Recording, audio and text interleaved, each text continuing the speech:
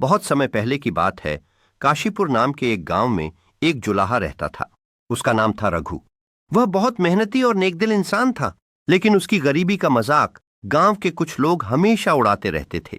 एक दिन रघु जंगल से लकड़ी काटकर लौट रहा था कि उसे एक अजीब सी चमकती हुई चीज दिखाई दी। जब वह पास गया तो देखा कि वह एक पुराना जादुई आईना था। जैसे ही उसने उस आईने में झांका, एक तेज रोशनी हुई और अचानक उसके कंधे पर एक और सिर उग आया। रघु डर गया, लेकिन तभी दूसरा सिर बोला, घबराओ मत, मैं तुम्हारी मदद करने आया हूं। मैं तुम्हारा दूसरा दिमाग हूं जो तुम्हें अमीर बनाएगा। अब रघु का काम दोगुना तेज हो गया। एक सिर सूत बुनता और दूसरा डिजाइन सोचता।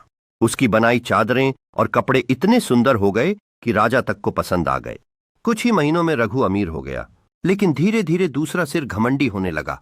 वह कहता, अब मैं ही असली मालिक हूं, तू तो बस हाथ हिला रहा है। रघु परेशान हो गया। गांव वाले भी डरने लगे, क्योंकि अब वह सिर रात को बातें करता, हंसता और डरावनी आवाजें निकालता। रघु ने फैसला किया कि उसे इससे छुटकारा पाना हो। वह फिर उसी जंगल में गया जहां उसे वह जादुई आईना मिला था, लेकिन इस बार वह साथ लाया था सच्चाई का पानी, जिसे साधु बाबा ने दिया था। जैसे ही उसने आईने पर पानी डाला, तेज रोशनी हुई और दूसरा सिर गायब हो गया। रघु राहत की सांस ली। उसने सीखा कि शॉर्टकट से मिली सफलता हमेशा ठीक नहीं होती। मेहनत और सच्चाई ही असली ताकत है।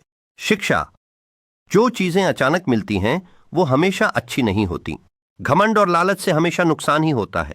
इस अनुभव ने रघु को सिखाया कि सच्ची खुशी मेहनत और सच्चाई में है।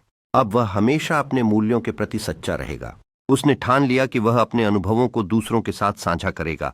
इस प्रकार रघु ने उस जादुई आईने के अनुभव को जीवन का एक अमूल्य पाठ बना लिया। वह जानता था कि सच्चाई और मेहनत से ही असली जादू संभव है। अब रघु अपने जीवन में एक नया अध्याय शुरू करने के लिए तैयार था। उसने ठान लिया कि वह हमेशा दूसरों की मदद करेगा और सही मार्ग पर चलेगा। अब रघु ने अपने जीवन के लक्ष्य को स्पष्ट रूप से देख लिया। वह जानता था कि हर कठिनाई उसे और भी मजबूत बनाएगी।